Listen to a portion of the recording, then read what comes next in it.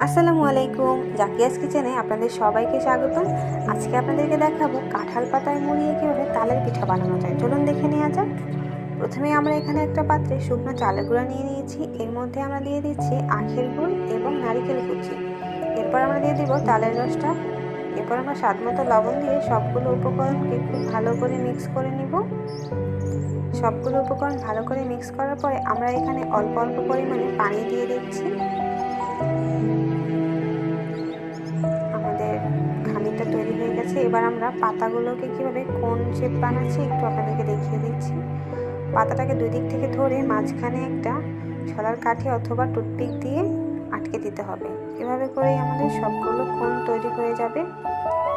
এবার আমরা এখান থেকে একটা কোনকে নিয়ে অল্প অল্প করে খামির দিয়ে হাত দিয়ে চেপে চেপে পিঠার শেপ করে নিচ্ছি।